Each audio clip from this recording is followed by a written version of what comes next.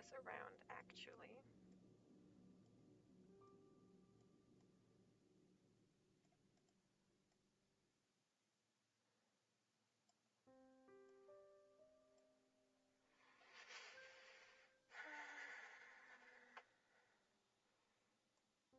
Okay, and then hopefully comments can be seen here. Hi.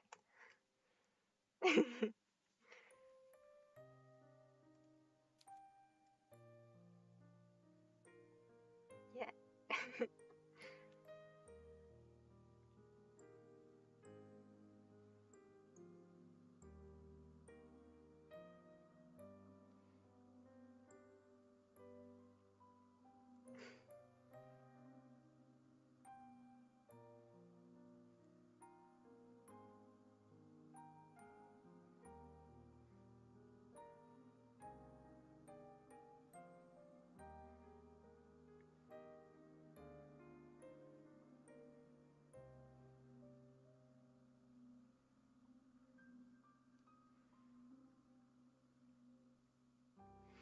Okay.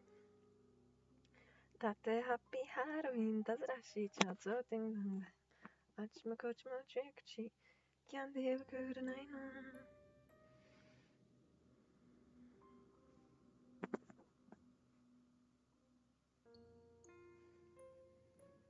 Okay.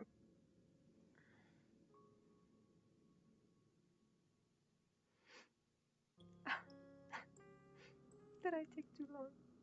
No, this is tragic. Yes, you get to see me. Hold on. Oh, yeah. Halloween. Because I'm not mean. What? No, you can't leave me. Please. If you do leave, preferably try to give me a heads up, please. I hope you can hear me. Can you hear me? Thank you. Thank you. I know. I always look adorable. Thank you. Actually, I don't have makeup on anyways, but.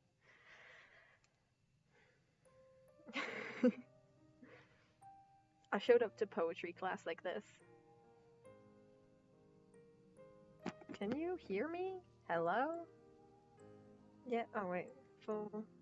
Misa. Misa, Misa.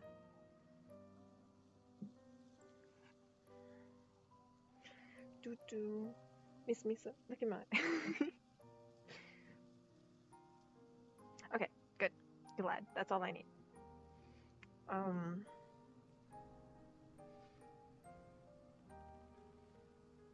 Cool. I'm gonna start playing the game. Oh, there's rain.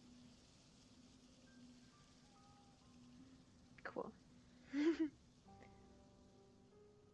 That's okay. You are running through a forest. Oh, who knows what might be waiting for you? I got an achievement already. It is late at night and the sky is pitch as black. Black as pitch, whatever. There's nothing to light your way save for the moon's milky glow, but its rays cannot reach you, not properly.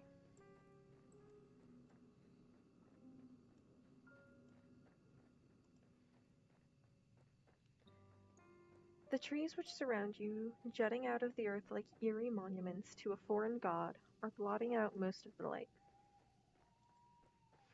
You cannot see where you are going. Even if you had commenced your flight at a more sensible hour, however, with the light of the sun to aid you, it would be of little use. You do not know where you are going. You have no map, no route, no plan. You are running like a frightened animal, anxious and nervy, and no destination in mind. There we go. Chat rate. You have no desire, as you run, save to escape.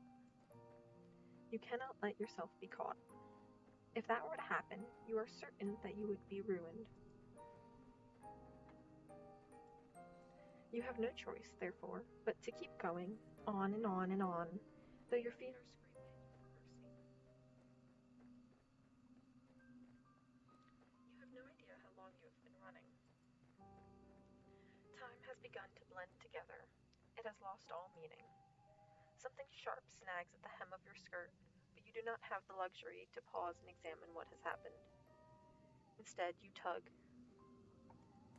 Your skirt tears, the sound splitting through the forest, and you stumble forwards with a shocked gasp. You are free, but at what cost? Your skirt has been irrevocably damaged. It might be too late to worry about such trivial matters now, though. Yeah, I have no clue what's happening. I know Ebihime does Yuri visual novels, um, but I don't know actually anything about this game. I just true, that is very you. Um, actually, you know what? Um, yeah, I don't know what's happening. If you do not start running again, and soon, she will catch you. Then your life will be over.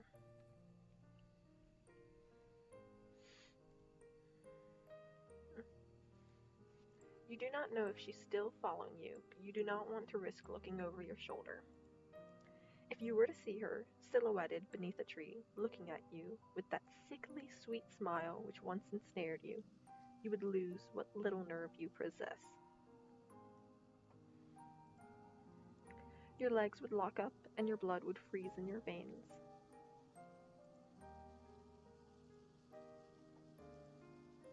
Then you would crumple. You would fall, but you would not hit the ground. She would be there to catch you. Did she not promise, when you made that contract, that you would never be alone? You would like to take back that silly wish of yours, but it is too late for that. It is too late for a lot of things. All you can do is run. You run and run and run while icy fog swirls about your feet. It is cold enough to sap the heat from your body, and you shudder from it. It feels as though you are drowning. It feels as though you are being buried alive. Oh, I hear footsteps. Actually, I can only hear in this ear. Actually, look at... Can you see the little face on there? Hold on. Do you see me?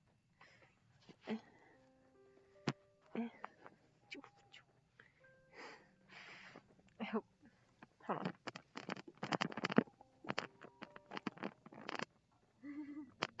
Hold on. How to use OBS instead of. There you go.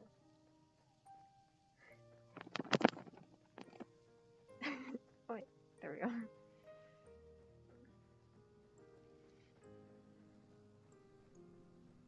I should make my knee a little smaller. There we go. Scoot over this way. Wait.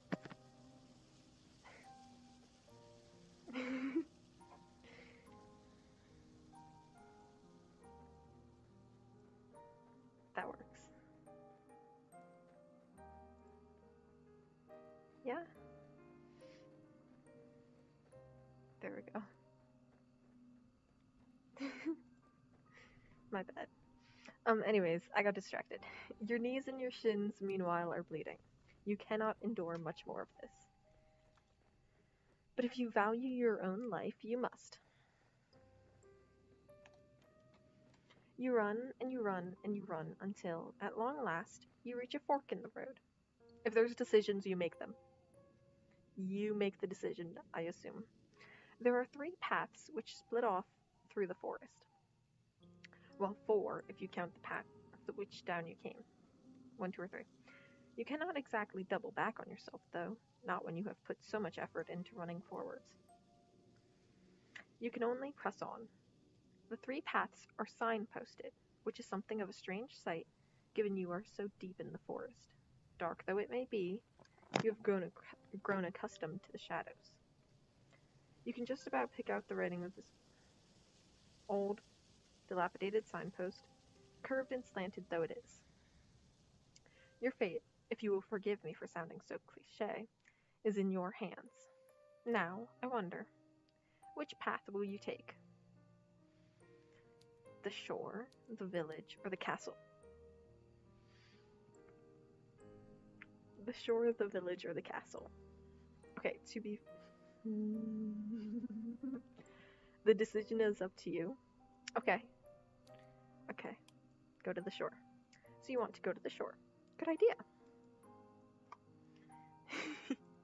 We are both ocean and coast people. What will you discover there, I wonder? This night is far from over, and there are any number of adventures still awaiting you. I hope that you have prepared yourself in advance, and I do hope, for your sake, that you have learned how to swim. Well, I know how to swim. And I think you know how to swim. I can't swim very well. I have a sneaking suspicion that the skill may come in handy. Okay, duh. You follow the path which leads to the shore, supporting yourself on weary, aching limbs, which feel ready to snap at the knee beneath the burden of your weight. You are little more than a wisp of a girl, but you have been running for so very long, and your feet are so very numb, you feel like a great lumbering thing. You need to lie down, and quickly. You only hope, as you continue to run, that you will find means to your escape. Hold on, my sock is bothering me. Means to escape your current predicament by the shore. You do not know what awaits you, but you have visions of a harbor extending out to the horizon, cradling the fleet of white-sailed fishing vessels. I fear we would both start sinking at that point, but I do appreciate it.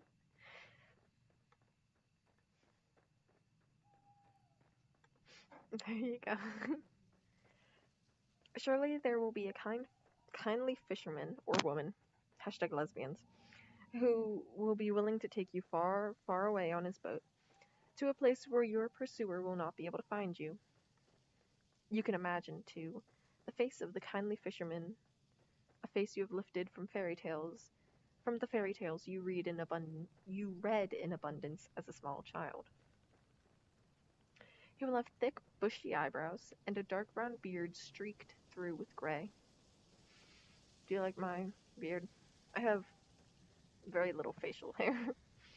He will look intimidating at a glance, but he will be fiercely protective of you, just like a father. I can also be fiercely protective of you. You do not know what fathers are supposed to be like. Me neither. You are only imagining. It is your imagination, however, which grants you the strength needed to keep going. Ooh. You run to the shore. It takes some time before you finally emerge from the woods, but you do it. You finally do it. How much time, you ask? I cannot answer that. Did I not say that time has begun to lose all its meaning? Ah, the wig and the glasses and the headphones and the mask all on my ears is... oh, jeez. But it's okay. Anyways, the forest is behind you now, at least, and all of the awful nightmares that lurk within it. It is still cold, though, and still foggy. It is still dark, too. The sun is yet to rise. Oh my god, it's you! It's the moon! You can see the moon more clearly now as it hangs above your head, as round as any pearl or orb or crystal ball. The moonlight shines down upon the vertiginous cliffs. Don't know what that means. Which plummet sharply downwards to an array of sharp, spiky rocks below. You felt, upon escaping the woods, a degree of hope. But at the sight of these weather-blasted cliffs, gives you pause. You inhale, then you frown. You can imagine me frowning. Now what are you to do? This is up to you again. You did not think this plan of yours through very well. Not that you had much of a plan in the first place. There is little in the way of civilization here. The cliffs are far from the village. How far? You do not know. And you cannot see any houses. Where, exactly, will you rest your weary head, and what of your weary legs? Fitfully, you look around. There is nobody to your east, nor is there anybody to your west. There is no point of looking south. That is the way you came. And when you look to the north, the world falls away from you. The cliffs are too too steep to scale and it is too dark. Naturally, there is not a soul here to help you. You are on your own. You feel so overwhelmed you could very well cry. You do not cry, however. You know that tears have never helped anyone. Okay, well then, help you regulate your emotions, but you got yourself into this mess. Now, you need to get yourself out of it. It is with this thought in mind that you inhale a lungful of salty oceanic air. Then you begin your exploration in earnest. You keep away from the edge of the cliffs, afraid you might slip and take a sudden, unfortunate tumble. Oh, jeez. Ow. Into the abyss below. You are not as attached to your mortal body as some humans are, but you do not want to die. You still care for yourself, if only a little. And it is this sense of self-preservation which compels you on. Did you leave? Dude.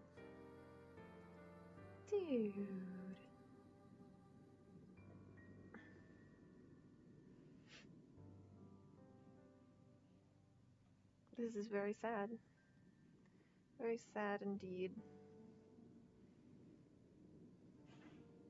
I will pause, if only momentarily, just to see if you are back.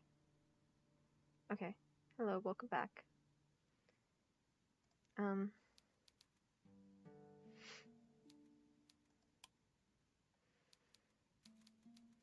Is there a log?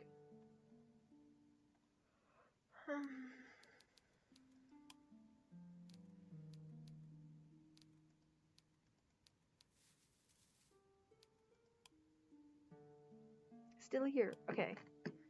The viewership went down to 0, so I feared. You are not as attached to your mortal body as humans. Only little. Okay. Cool. Awesome sauce. You glance this way and that, depressing the tall grass beneath your shoes as you search for a place of shelter. Surely there must be one somewhere. You cannot see any likely-looking settlements, but what is that over yonder? Okay, so they're not even letting us have another choice? Could that be a roof? You hurry onwards, hope budding anew in your heart, until, at long last, you reach your destination. There's a house, after all, out here in the wilds.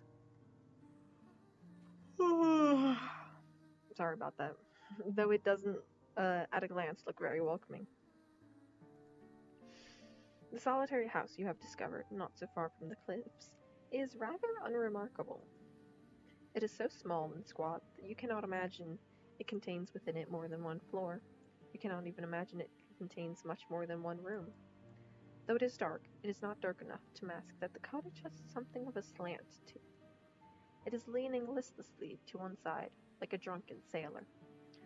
The thatched roof, meanwhile, which tops its dwelling, has certainly seen better days. There's a hole in the thatch. There are several holes, in fact, and parts of it look particularly bare, almost bald. That is rather concerning. Should it rain, you would not be properly protected from the elements. Can you really stay the night in such a place? You have some misgivings. But do your misgivings matter, really, when there is nowhere else to go? It is not as though you have any other options. It is with a sense of defeat, therefore, that you approach the cottage, which sticks out of the earth like a tombstone. Part of you wants to turn back, but you know that would be foolish. The windows of the cottage are dark. That does not necessarily mean it is empty. It is rather late at night, after all. Whoever lives here, if indeed anybody does live here, might be asleep. You cannot imagine the owners of this cottage will appreciate being roused so very late at night. You cannot let yourself worry too much about the small details, however. Otherwise, you will never get anywhere. You swallow. The taste of a salty breeze is pungent in the back of your nostrils. Then you rap your knuckles of your fist on the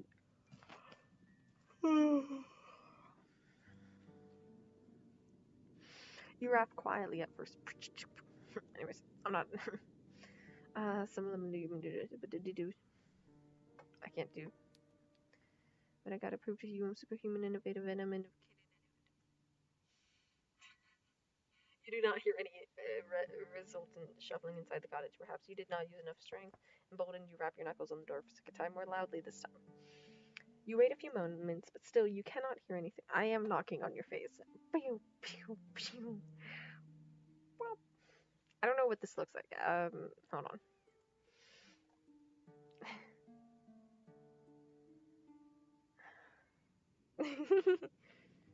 Doo doo. I keep going too far to the side. Okay. And we. No! I don't want to hurt you. Pet, pet, pet, pet. Okay.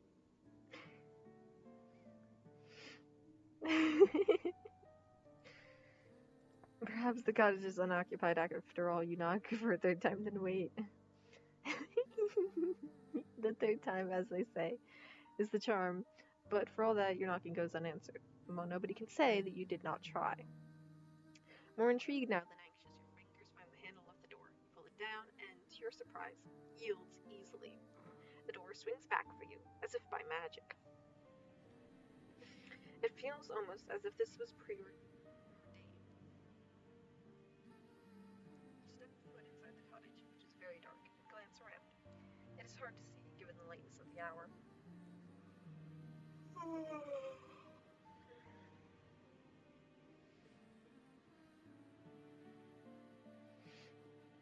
Oh, I'm sleepy. Cottage's interior is inspiring as its exterior, not very. It is every bit as small and cramped as you fancied when you observed it from the outside. Few cupboards which lined the wall, wood fire which has been extinguished, straw pallet on the floor which must function as bed. Search is unsuccessful when it comes to finding other humans. You cannot locate another soul. Surely, that is to your benefit, though. If no one else lives here, you might as well make yourself at home. Or as at home as one can be, I suppose, in a small, cramped cottage such as this, with holes in the roof. You close the door behind you, then approach the small pallet. All of a sudden, you feel incredibly weary. The tiredness that assails your limbs is absolute, so intense it overcomes the last of your concerns. You settle down upon the straw pallet, yawning as you do. It is not comfortable, but being able to lie down eases some of your aches and pains. Lying down, even on an uncomfortable makeshift bed such as this one, is better than standing.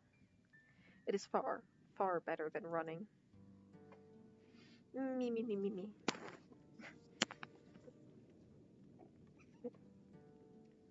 I have iced tea in here. It says Pepsi. Don't listen to that. Your eyelids fall shut, lashes melting together. Blah blah blah.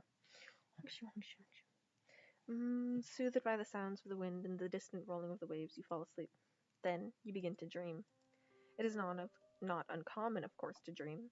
The best and worst of us do it, from queens in their castles to peasants in the sleeping in the straw. Why, who is to say that all you have observed tonight has not, in a sense, been a dream of its own? Would that make your nighttime fancies, then, a dream inside a dream? Girl, don't inception me. Perhaps our dreams are empty, hollow things stacked inside one another like wooden dolls. Is that not a whimsical thought? How very droll. Your dreams, however, cannot be called whimsical, and neither are they particularly droll. They are not pure fabrications, as dreams sometimes are, fleeting fancies which can never come to pass. Your dreams are of a rather more pernicious sort. In your dreams, you are at the conservatory, with your red hair tied back into two prim, proper braids. 1, 2. You are walking through the courtyard, clutching your books to your chest, as you make your way to the library. Your head is bowed so as not to look at the faces of your passing classmates. You do not want to meet their eyes. These girls, with their sensible braids and their sensible shoes, are merciless. You hunch your shoulders together in this dream of yours, so as not to draw their attention. But, alas, it is not enough. You stumble, clumsy thing that you are, and you fall, And just like that, all eyes are upon you. They're staring at you. They are laughing at you. You lay there on the ground by the fountain, your books scattered, your skirt in a woeful state of disarray. Your knee hurts.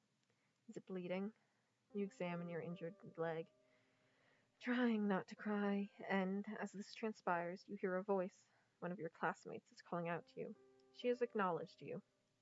You look up shyly, tears bleeding into your eyes, at a girl taller than you and prettier and much more refined. She extends her hand toward you. Does she mean to help you? It cannot hurt to try, can it? Hesitantly, you reach to accept her offered aid. Her fingers curl around yours tightly. Her nails dig into your skin. It hurts. Deftly, the girl pulls you to your feet. Your legs feel weak from your fall, and your knee is still aching, still bleeding. You stumble, feeling out of sorts, but you are not afforded much of an opportunity to gather your bearings.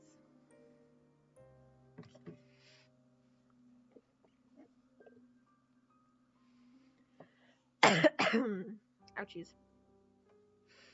The girl's hands are on your shoulders. She is laughing at you. Then she is pushing you. The sound of the fountain and the running water which drums against its basin is all of a sudden very loud. It is overwhelming. It surrounds you. Then it engulfs you. It is cold as ice. You cannot breathe. The rushing of the water continues, echoing in your eardrums over and over, and then, no, you do not want to remember this. What good will it do? It is in the past, where the past ought to remain. You are never going back, not even in your dreams. It is this determination which forces you back into the world of the waking with a start.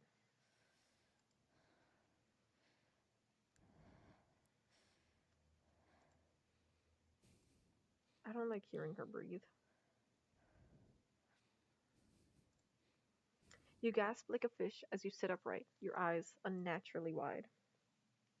You feel wearied from a lack of sleep, and, with half-lidded eyes, you glance about. It is still dark inside your cottage, the sky visible from beyond the windows, splashed still with stars. How long were you asleep? You are not sure. Your dream was so very detailed. It really did feel as if you had been transported into a different time, a different place. When you inhale, you can taste rank, fetid water. I don't know what that means. In your mouth. Tentatively, you put yourself down. Fetid. Hold on. Malodorous. Offensively. Okay. You pat yourself down, your fingers trailing against the front of your uniform. So vivid was your dream, you half expected to find that your clothes are still damp. This is not the case, however.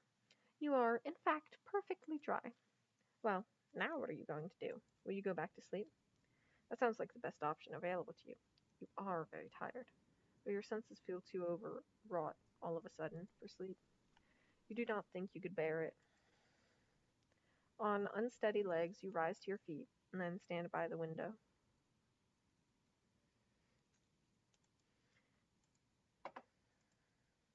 You look out to the starry sky and the pitted moon which hangs amongst them, and you frown.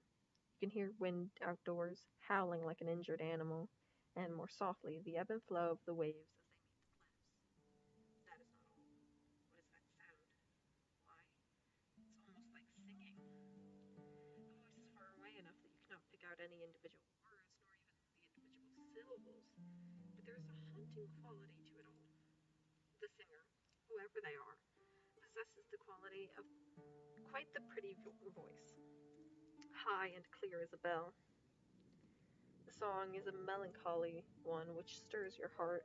Curiosity takes root inside of you, as it did during that fateful day you found that book in the library. Logically, you should not go outdoors to seek the source of that singing, but emotionally, that is another matter altogether. You really should have learnt your lesson by now. You should know better than to go sticking your nose into business which does not concern you. But naughty little girls, such as you, never do learn. You cross the old fisherman's cottage, as though in a dream, and then reach for the handle in the door. The handle depresses easily enough beneath your grasping fingers, and the door opens with a click. The rest of the world yawns before you, framed in the doorway, all of it bathed in moonlight. You thought it was cold inside the cottage, but it is colder now that the door is open. An unpleasant wind rushes forth to meet you, knifing mercilessly through the fabric of your uniform. You look across the cold, inhospitable landscape.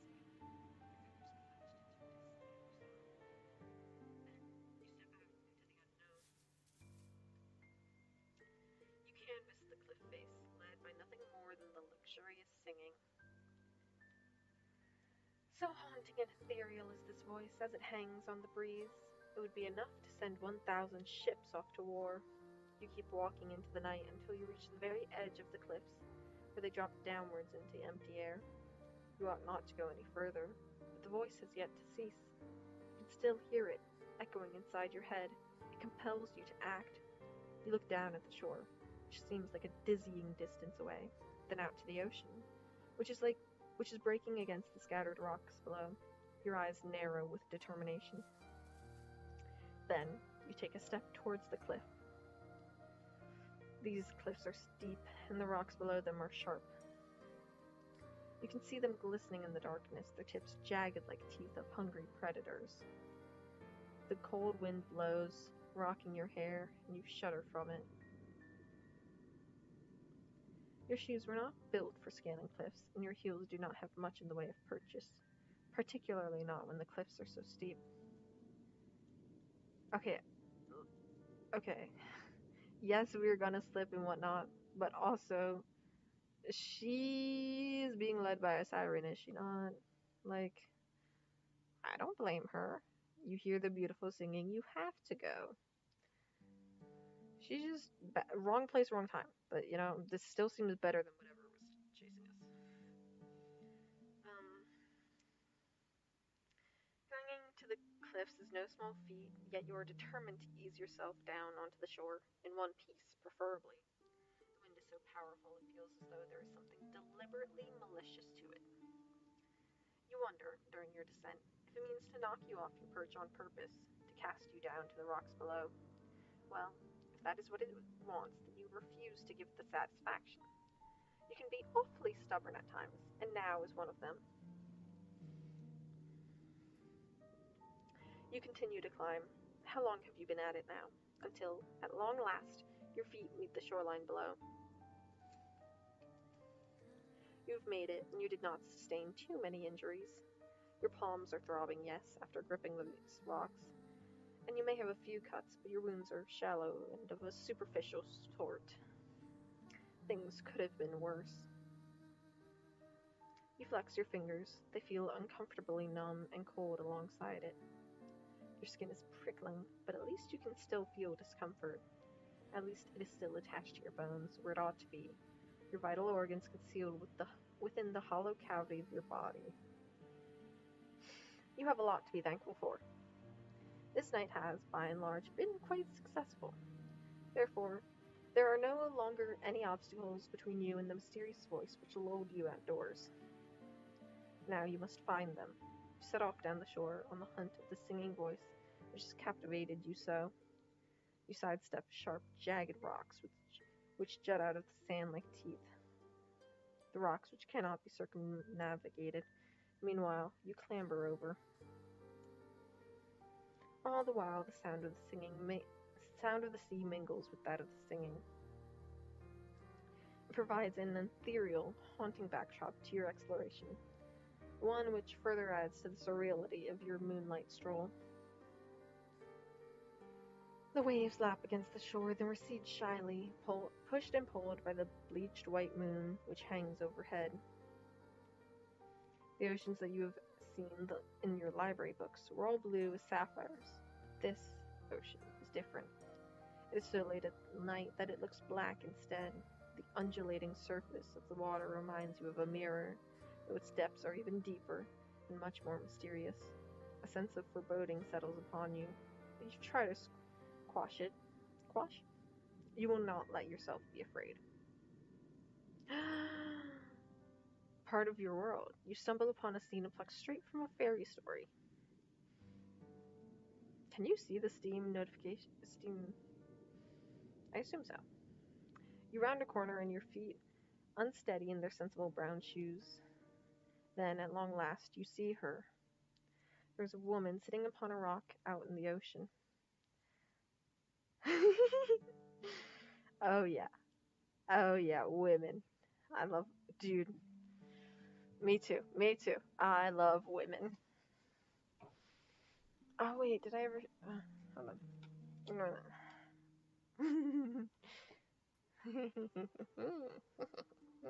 This could be us. This could be us. Not really, but I love women. I love women. Is there anything else up here? Here's my box of candy. The one I made you with the Shmieks. These two were made for me by someone here at school. And this Luca one was made by Adrian. Anyways, my little candies. This woman is sitting upon a rock out in the ocean, and the woman's eyes are closed and her lips parted, her expression soulful.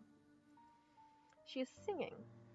Her hair, which is fair, flutters around her face like a shroud, which adds to her otherworldly aura. Ignore that I'm messing with an earring, don't. Her eyes might be closed, but her lashes are long and luxuriant like a doll's.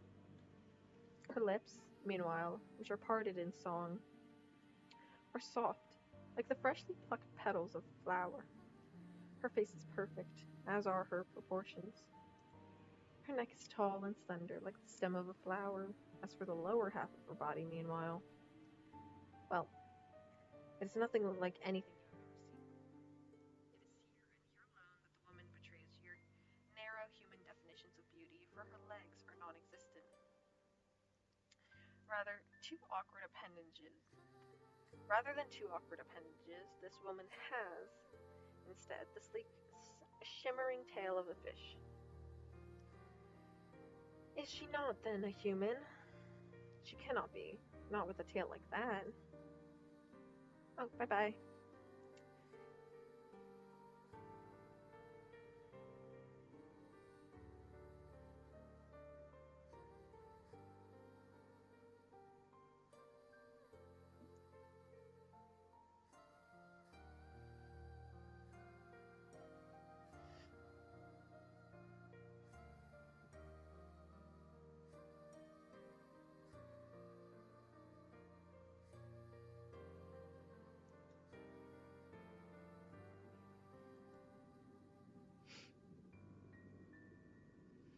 Oh my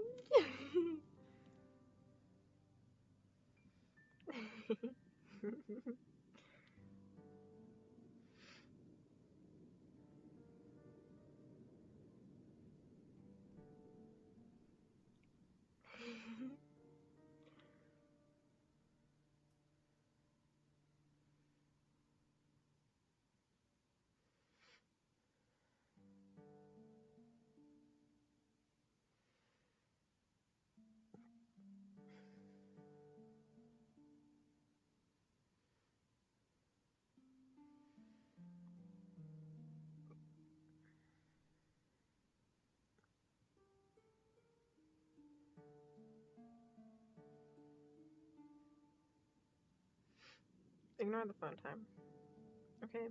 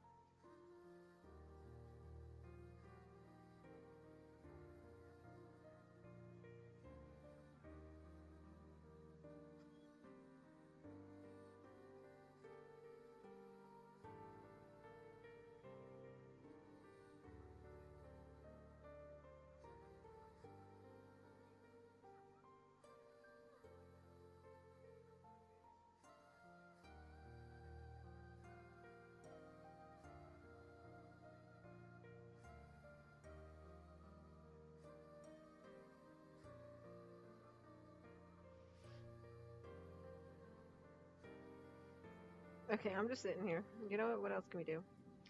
Voted. All right, we're gonna be doing comics. Ooh, just you know it. If we finish in time, okay.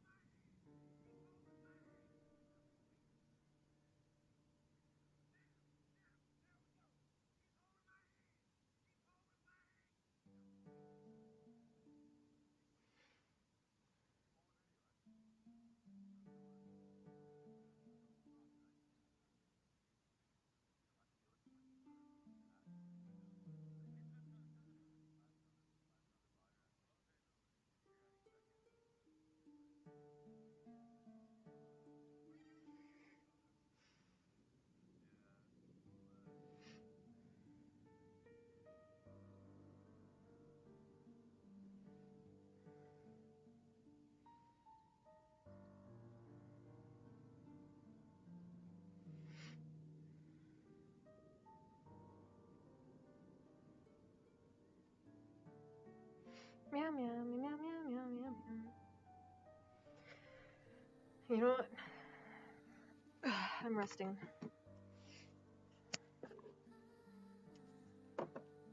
If I'm not here for no one. Ooh, I should get snacks. Yo, if I leave to get snacks. There's no one here. It's just the red stopping.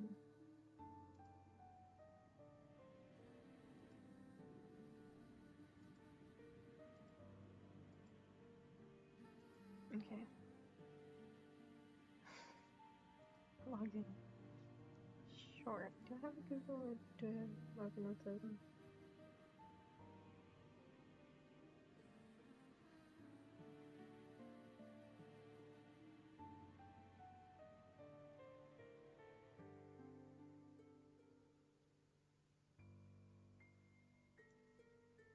Oh, can you see that? Verse 22.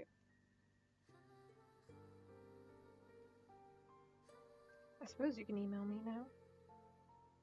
Email me, be like, what's up? And I'll be like, yo, what's up? Oh. Verify your age.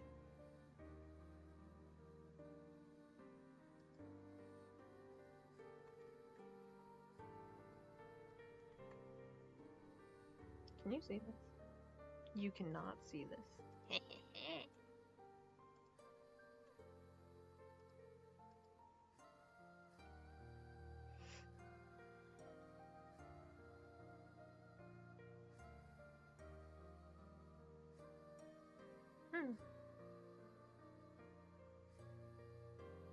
Yeah, there's some good stuff on here.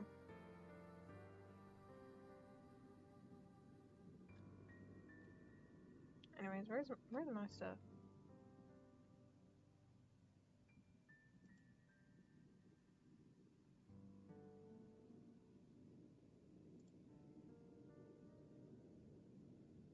There we go. Nope. Hold on.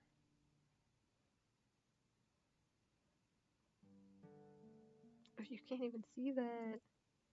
That's crazy.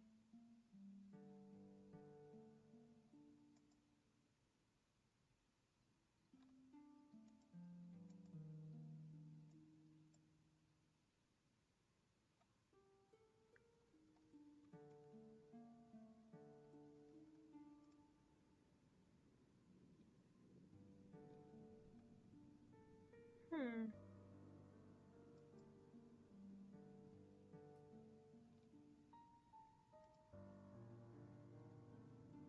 Meow meow meow meow meow meow meow.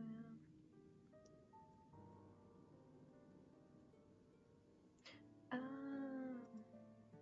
that's why.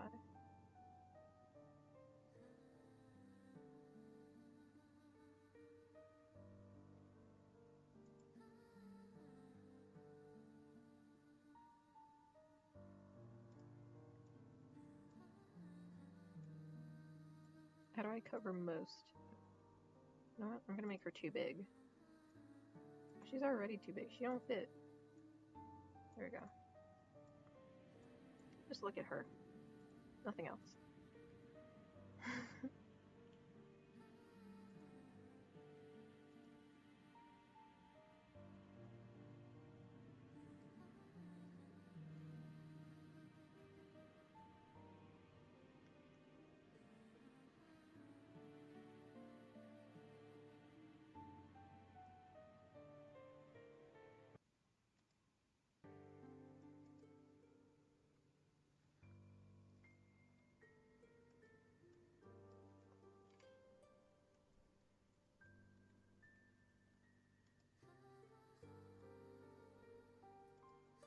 Strong, thank you. I'm so strong. Sure, update. Whatever.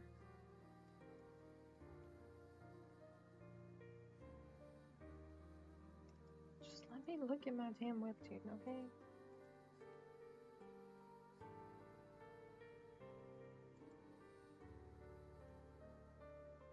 There we go. 279. That don't seem right either. 279.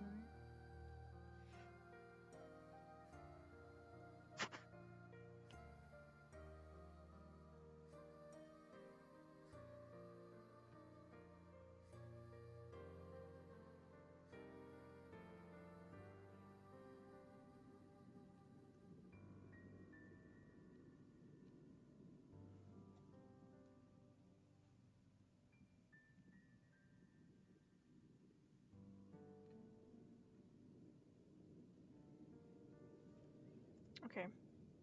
How we doing, chat? I say it to no one. Really? 279 series? Don't I have more than that? I don't have more than that.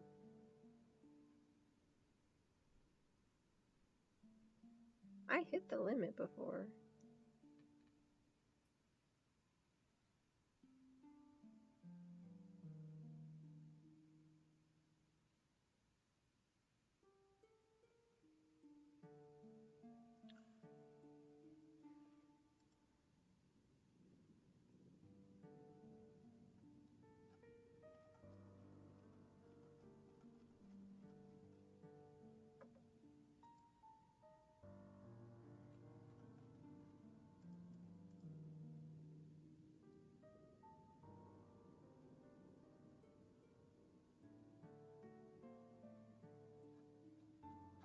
Huh. My comic's been deleted that I was commenting on. Conspiracy Research Club. Oh my god.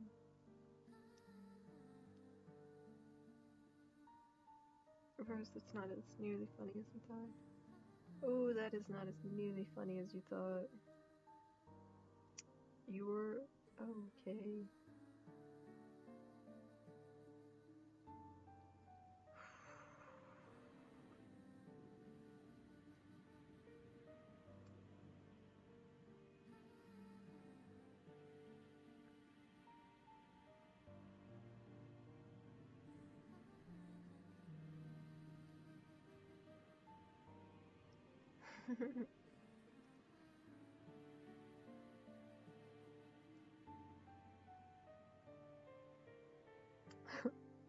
That's cute. Welcome back! Ooh, yay! Okay, sorry. Camera got turned off when you were gone. So I put my mask on. Oh, and I zoomed in. Hold on. I was looking through my emails. You don't get to see my emails. No? Ugh, my back.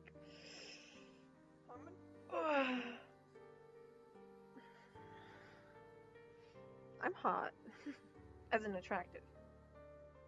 Though, perhaps in other ways too. No? It's fixed. It's hard to fix my bangs when it's reversed. Or like this is my right arm. But it looks like it's over there, but it's not.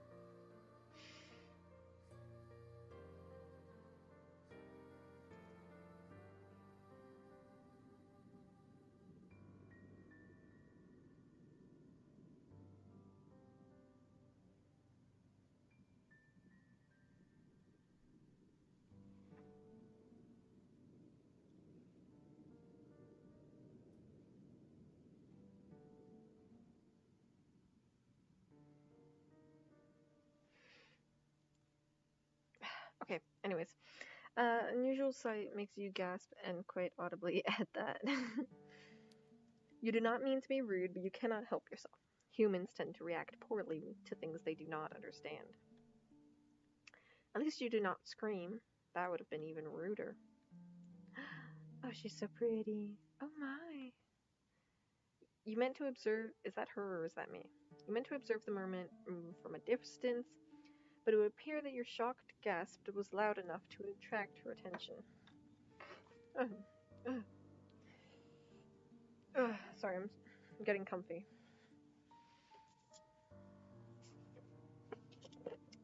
Fish-tailed vision sitting upon a rock is looking at you. Her gaze is so piercing it almost feels as if she is looking through you. Your heart seems to stop inside your chest, as if by some manner of magical spell. You thought the mermaid was pretty when you first observed her, sitting on that outcrop of rock, her face turned in profile. Now, she's looking at you, however, and you can see that you were mistaken. Hello? She's not just pretty, she's beautiful. So much so that it is almost unnerving. She looks as though she stepped out of the pages of a picture book. She is simply too perfect to belong in this world.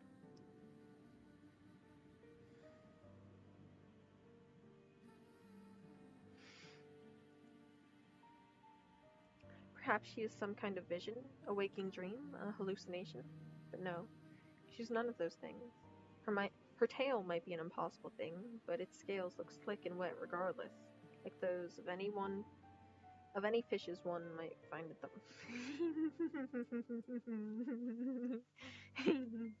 I mean, we are both blonde right now. These scales are iridescent and bathed in the light of the moon. They seem to almost glow. The sight of her rather takes your breath away. You look at the mermaid. She looks back at you. You prepare yourself, expecting some sort of altercation. My love? Please don't cry. Again.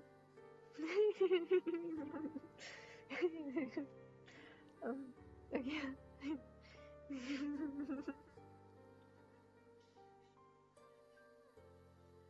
is why I can't have camera on.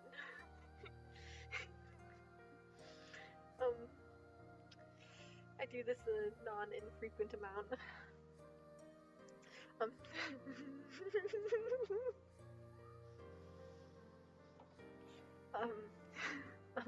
Stop. I can't look. The surprise soon fades from the mermaid's face. Her lips, which were once pursed in a frown, now shift upwards. She's smiling. Then she says, in a refined,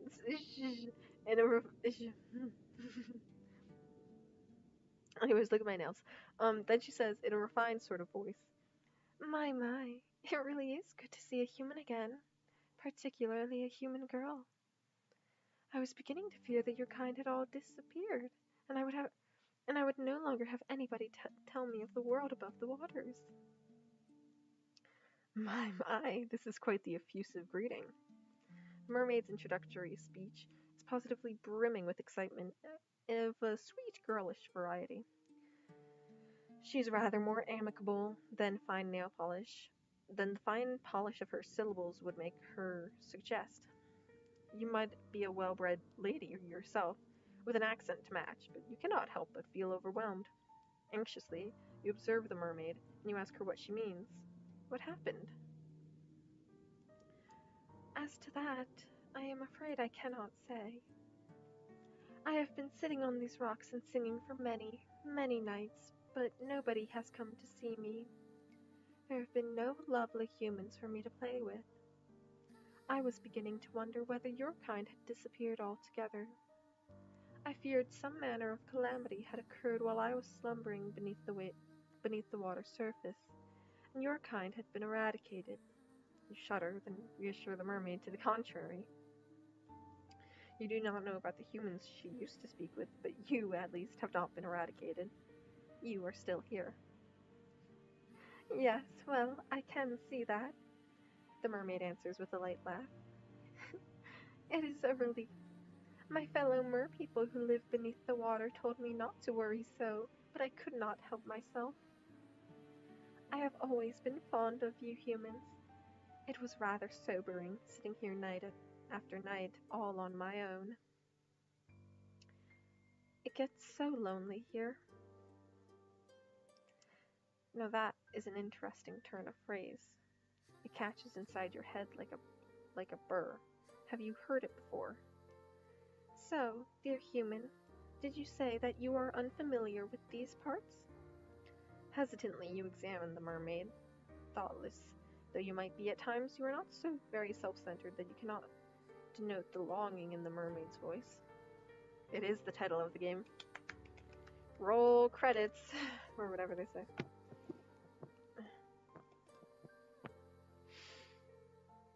It is evident as she looks at you that she is hoping.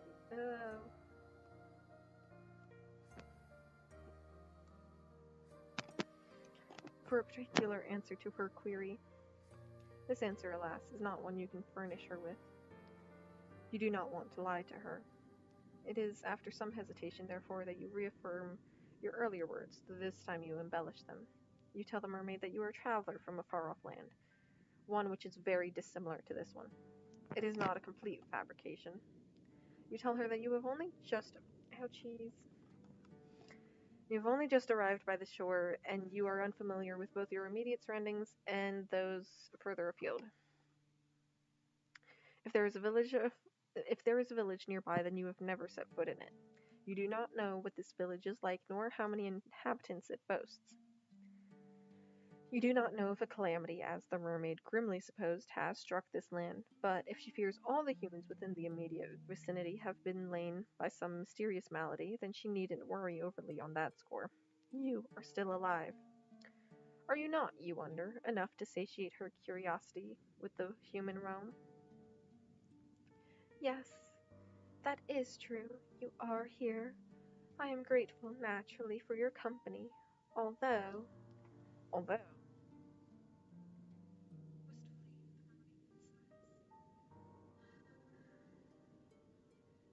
was rather hoping you might be able to bring me news of the nearby village and of its inhabitants. This makes you wonder. Was there a particular person from this village she was close to? So, you were able to work that much out? The mermaid answers with a small smile. You are an intelligent one, aren't you? Your past professors would beg to differ on that score. You were always awful when it came to academics, mathematics in particular. You could never get your head around all the numbers. Your stern, stony-faced maths professor used to despair in you. But she is not here. None of them are here. It's just you now, and the mermaid, and she does not need to know about your dismal academic You allow yourself a small smile, touched by her compliment, and tell her that it was nothing more than a lucky guess. For a guess, it was remarkably accurate. You are quite right. I did have a close friend from the nearby village. She was very dear to me. Hold on, I need a better accent, better refined lady. I'm a refined lady. I'm a mermaid. Is that a good accent? Internally, you congratulate yourself on this piece of detective work. How very clever you are. There are many humans in this world, of that I know. The human who spoke with me, however, was special. She was my human. You do not fail to catch the possessive note in the mermaid's voice. And I cherished her dearly. She would come to me on my rock late at night when she was finished with her chores, and we would talk. I asked her a good number of questions about the human realm and about her customs. I fear my endless inquiries may have been rather tedious, but she was always happy to indulge me. She never once scorned me for my ignorance, and neither did she make me feel like a fool. She always made time for me, no matter how many demands she had on her time. She was a farmer's daughter, and she was awfully busy from dawn till dusk, threshing hay and taking animals out to pasture. She told me of her work, and I marveled at her. Slender though she was, she possessed a tremendous amount of strength. I, who have lived in the ocean all of my life, cannot countenance working as hard as she did, but she bore her burdens without complaining.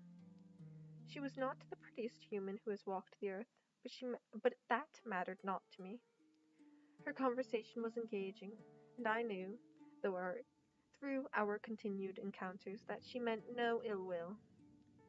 She did not have even a single drop of malice in her heart. The wistful manner in which the mermaid speaks of her friend makes you feel, for a few brief moments, a flicker of some ugly, primordial emotion. Could it be jealousy? It is painful, isn't it, to hear others wax poetic about those they hold dear, particularly when you yourself have never been regarded in so intimate a manner.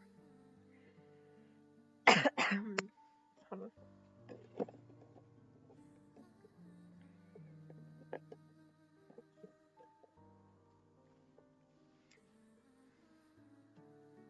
You have, for many, many years, been woefully alone. You are not alone now. Hitori Janainda.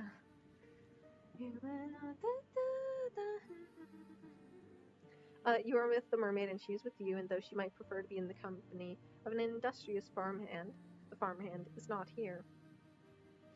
Where did she go? Oh, if only I knew.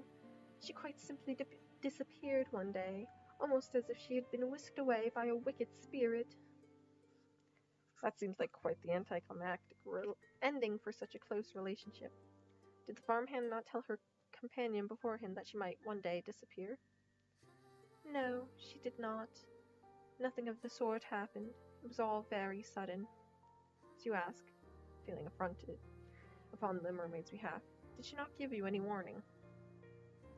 Not a single one. And when, you ask, did she disappear? I do not know, in truth. Time is a strange concept to beings such as myself, particularly as it seems to ebb and flow differently both above and below the surface. You humans have a strange compulsion to pin down and place labels upon everything. You have names for your seasons, and for your months, and even for your days of the week. It is all very precise. We merfolk, however, do not bother with such affairs. Perhaps because we live for so much longer than you humans do, we have no need to obsessively document our days, not when we have so many of them at our disposal. This curious remark catches your attention. How long exactly do mermaids live for? The mermaid does not look much older than you do, but you cannot help but wonder. My, nosy aren't we? The mermaid asks, and she laughs, a soft tinkling sound like that of a bell. I don't have a bell. Like that of a bell, which makes you blush. Were you being nosy? Perhaps you were. You've always had a thirst for knowledge, not of the dry, dusty, academic variety, but of stories peopled with strange persons. Literature was the only subject you were ever good at. This is true. My books, right over on my desk here.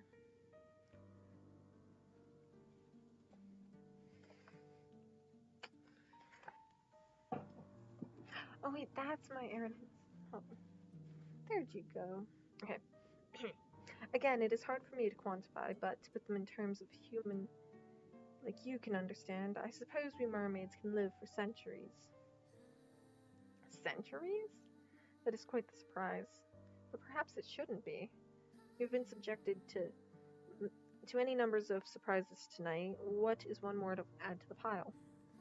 I have not been waiting quite that long, however, for my friend to return to me. I think it has been but a few seasons.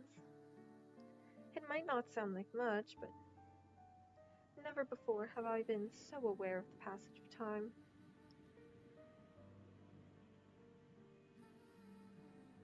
I have experienced any number of wants during my life, but I have never wanted anything quite as badly as I want to see her.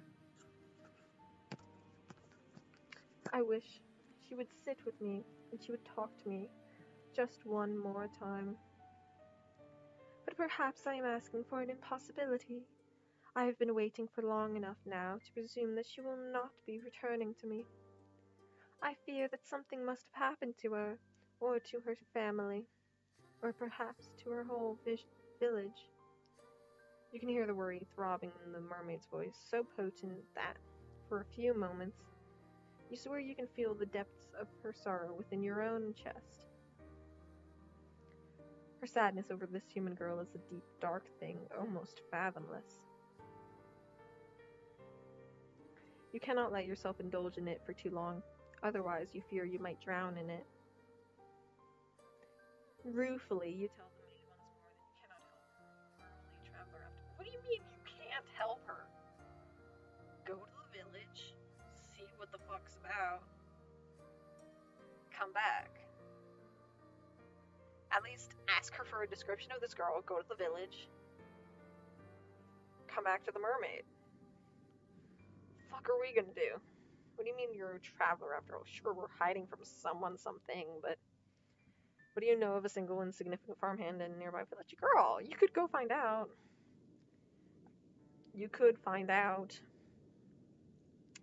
Yes, I thought you might say that. It's quite unfortunate, but, well, oh well. Churlish, stop saying words to me. I ought not to... something. Reflect upon all that I am missing. That would be churlish of me, and it would not be fair to you either. Boorish, vulgar, rude, unfriendly. You didn't see that. You did not approach me, I am sure, with the hope of hearing about all of my woes. I should be grateful instead for all it is that I do have. I still have my long, long life, which stretches before me like a golden cord, and of course I have you now. Does she? Do I not? I ought to go soon before my absence is noticed, but will you not come and visit me again tomorrow night? I think I would like that. I have always enjoyed speaking to humans. You make me feel less alone. You cannot help but feel as the mermaid observes you with those enchanting eyes of hers, that she does not truly wish to speak to you for your sake. She wants to use you instead, as a substitute for the farmhand that she has been missing so very ardently. The thought stings, though you really ought to be used to it. Still, to be held in lower esteem than a farmhand of all things, it makes your self-esteem sting. You try not to let the mermaid notice this, though. The woes of your past are not her fault, much as the woes of her past are not yours. It is silly, in any case, to be jealous of a girl who might very well be dead. That is what you tell yourself. It is the only way to prop up your bruised sense of self-worth. You would, you tell the mermaid, after a pause, like to see her again. Oh no.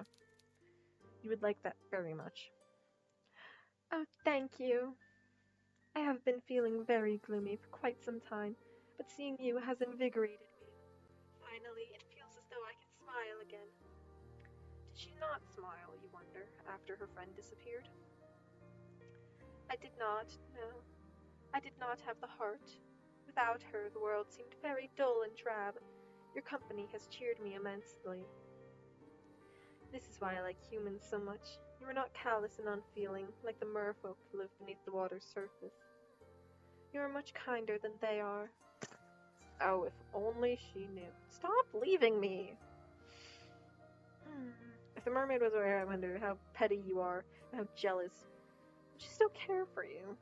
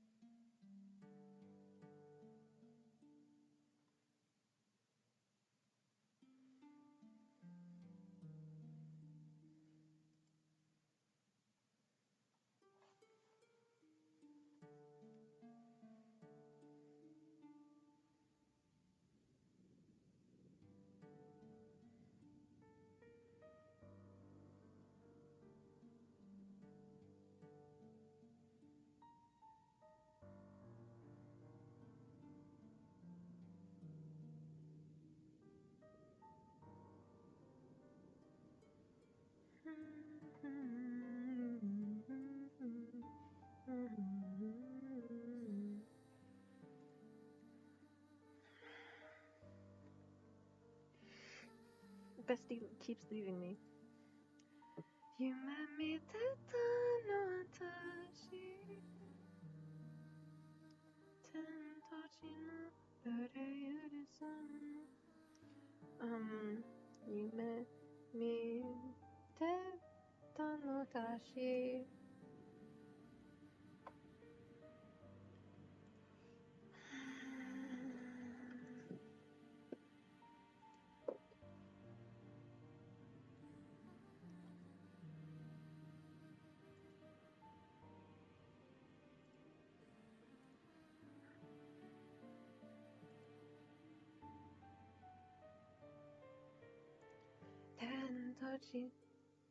天と地上の中冬する夜がないたし誰もが羨むんだ優秀絶対的な存在こんにちはこんばんはおはようはじめましてありふれていて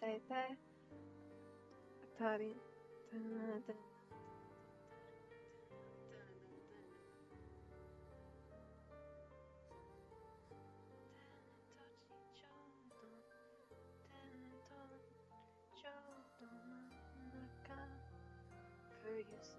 冬する夜がないたし誰もが羨むんだ優秀絶対的な存在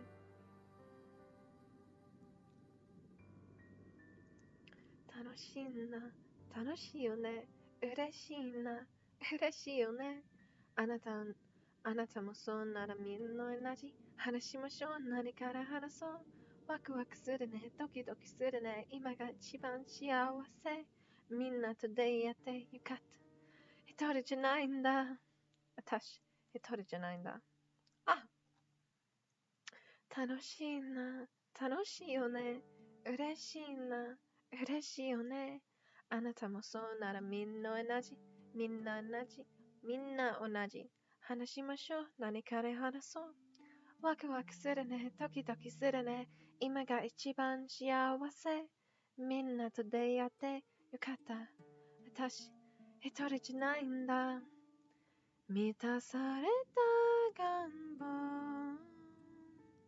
これが求めてた気持ち私もみんなと同じきらめいてみるはずこんにちはこんばんはおはようはじめましてありふれていて当たり前だんだんだんだんだんだんだんだんだんだんだんだん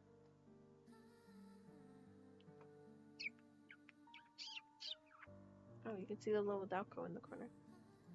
Okay. Yo, I love getting top comment, but I only get top comment on. Sorry, I'm going through my Webtoon comments. Apparently, only on a Wayward and Softy have I ever gotten top comment. I get top comment on Wayward a lot though, but that's not hard because I only need like 200 likes. Less than that, actually.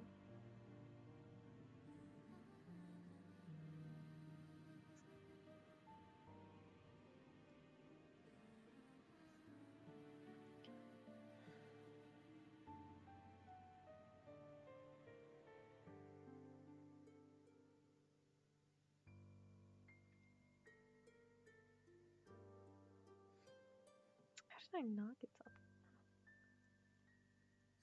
Huh.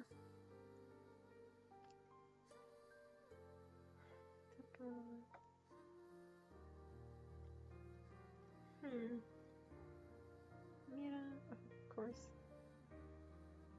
The Egg Project Canvas. 8,000 likes. That's so good. They love me. Why are you downvoting me?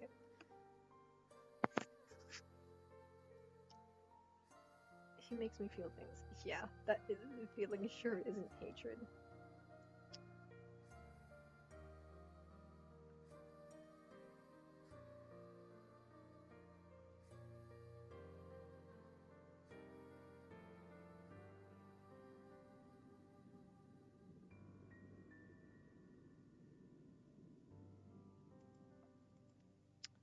Huh.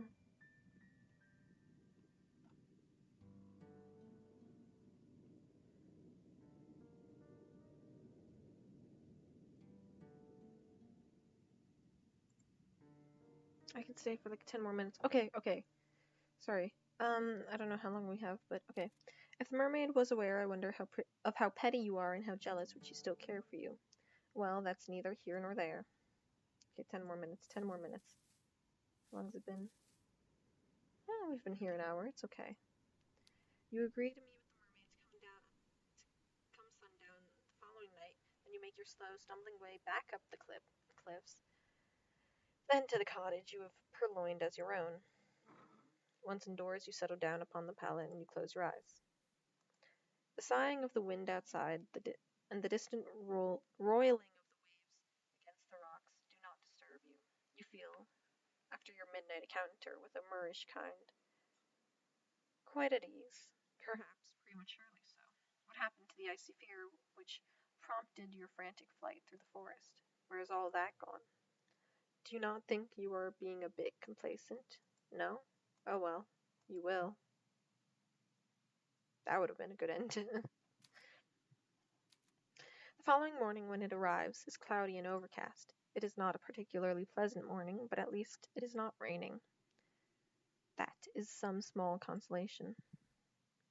You rise from your straw pallet, stretching, then glance about the interior of the fisherman's cottage. It looked dilapidated that last night, when much of it was even more so in the morning light. Cottage's interior has the distinct, disquieting appearance of having been abandoned in a hurry. Who did such a thing? There is broken pottery strewn about upon the ground, and the singular wooden chair which must have stood by the singular wooden table is lying on the floor. The doors of the cupboards, meanwhile, are ajar, with the shelves depressingly bare.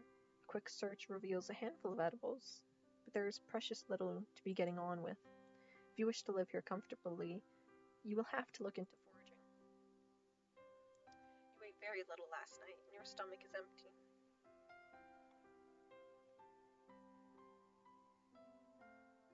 It was the malcontented rumblings of your stomach, in actual fact, which roused you from your slumber. But your body seems very far away indeed, much like the grey clouds which choke the sky. You are not thinking of your own physical discomforts. You are dwelling instead upon the events of the night prior. You cannot help but think of the mermaid. Did you truly meet an aquatic maiden last night during your nightly stroll, when you could not sleep? I'm thinking I kind of want to. Well, my plan was to read with you if we finished early, but we didn't. But I still want to read, but it's okay.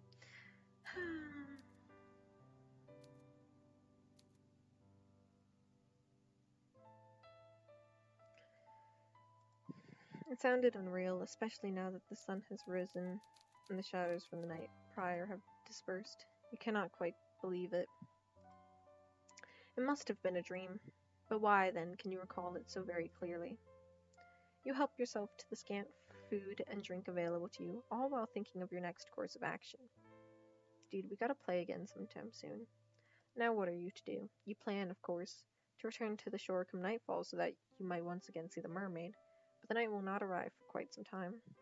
You need to find some means of keeping yourself occupied until then. The uninspiring interior of the cottage does not furnish you with any particular ideas, so you decide to go for a walk.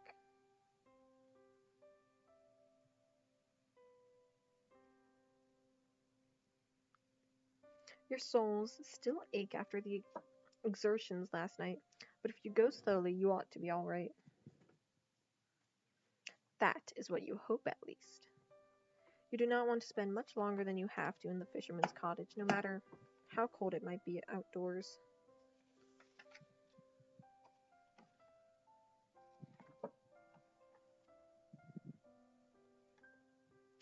It is almost as cold inside as it is out, and in any case, the cottage is far too small. You leave the cottage behind and you set off.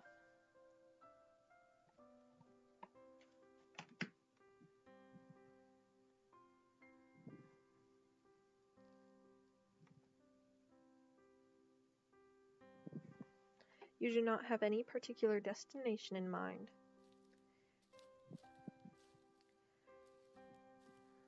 Your meanderings lead you to the cliffs, which are steep and sharp. The drop to the shore is a perilous one, so much so that you have to wonder how you were able to descend the cliffs the night prior to the mermaid. You are rather more determined than you ever realized, though I, of course, could have told you that much. Who is narrating us? Who's narrating us?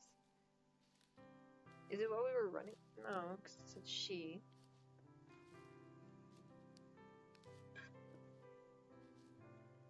Because you wonder, but I, who's I? To mention I, of course, could have told you that much. Sorry, I'm theorizing. You're surprisingly capricious for a small, slender human. You walk along the side of the cliffs, keeping a sensible distance away from the shore, away from the drop to the shore. You might have survived last night's excitement unscathed, but you do not fancy trying your luck. It would be so like you, really, to avoid a drop to your death into the darkness, only to stumble during the morning's light and take an irreversible tumble. Your fortunes have never been the fairest.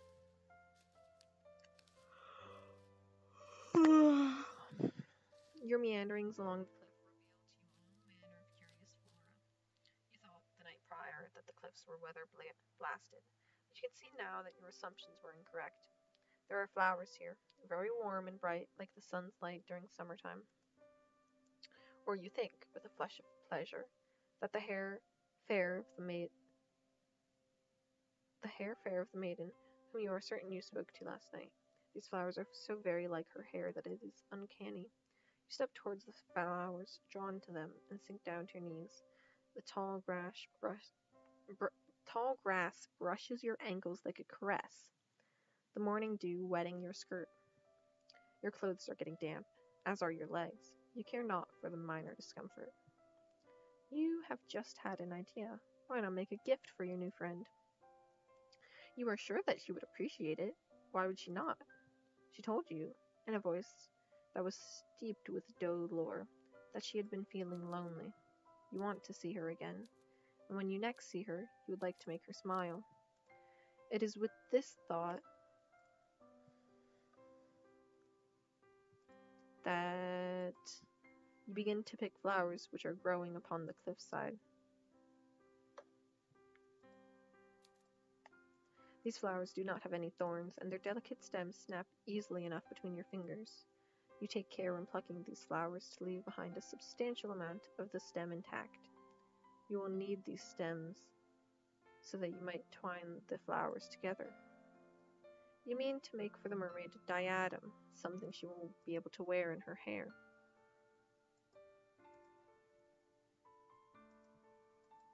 This yarn might suit her. She's so pretty, anything would suit her. Continue to work, slow and steadfast, as the weak sun shines. Very cute. I have flower crowns here. I'm not showing you. No more Cameron time. Camera privileges revoked. It takes time, but you are eventually able to fashion something you are satisfied with. You only hope that the mermaid will feel similarly, if indeed she really does exist. Carefully, you pocket your makeshift diadem, then decide to forage for some food. You discover during your search some fruit trees, whose sweet burdens are enough to fortify your spirits, for the present at least. It is fortunate, really, that you are so excited about your moonlight rendezvous with the mermaid. If you were less focused upon the future and dwelt more in the immediate present, you might have more of an appetite. Oh, you gotta go? Okay. Goodbye. I love you. I will save here. Empty slot. There you go. Happy Halloween. Goodbye. It is quite alright, I promise. I love you too. Wait.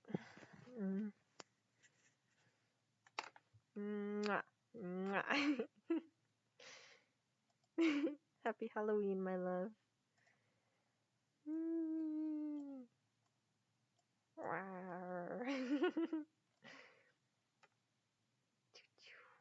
Wait. Goodbye. I love you. I love you. Blah, blah, blah.